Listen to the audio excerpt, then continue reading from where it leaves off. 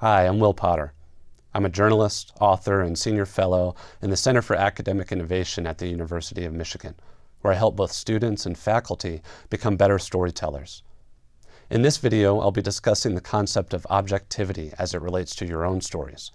And be sure to check out the rest of this series, It's All Storytelling, to help you apply the techniques of powerful narratives in any discipline.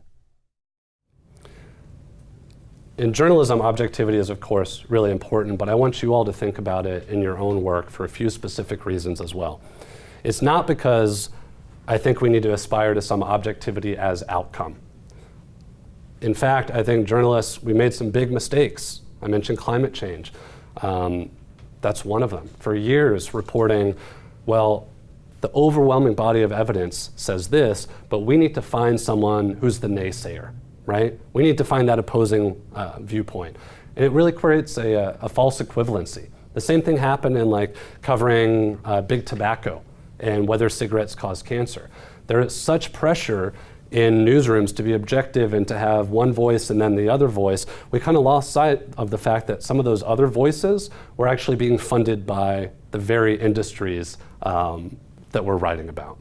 So as you're doing this, what we're looking for is objectivity as a methodology. So I'm not saying don't have biases, because that's impossible. Instead, I'm saying be intentional and recognize what your biases are. Because if you do that and you spell that out to yourself, I think it actually makes your work better. Because what you can do is start kind of role-playing and challenging those assumptions, right? You can explore a little bit deeper. You can even, if you hold a belief so strongly, do your best to disprove it. You might, in which case I'm really glad you did that, and you might not, but it'll still make your narrative stronger in doing so.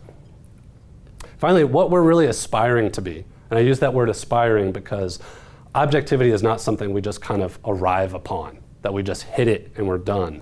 It's a process, and it's a process that, to me, we want to become fair, we want to become accurate and transparent, meaning that if you have an involvement in a story, you need to disclose that to your reader, right? You're not hiding things from your audience. And most importantly, we're accountable. Now, when you start thinking in this way, and we start talking about publicly engaged narratives, that comes with responsibility. You know, when you start putting people's stories and research and communities out and package it for a public audience, you have to be accountable for the impact that has. If you make a mistake, if you took things in the wrong direction, you need to be there doing the follow-up to make that right. Mistakes happen. Journalists make mistakes. You know, this is not a profession that's immune from that, unlike any other. But you just have to be responsible in doing so. I love this quote from Dan Gilmore over at the Cronkite School. He says, with journalism in particular, on some issues, the journalists who claim to be neutral observers are in fact enablers. If journalists won't take a stand for core liberties, we'll be fit to call ourselves entertainers and not much else. Replace journalists for whatever discipline you're coming from. Because I think we're getting to a point that I'm hearing conversations like this around multiple institutions and in many different disciplines, that there's some issues that you as scholars or as professionals and academics, we have to start taking a stand. Right? It's okay to throw a punch if the overwhelming body of evidence is in your favor and that this is necessary.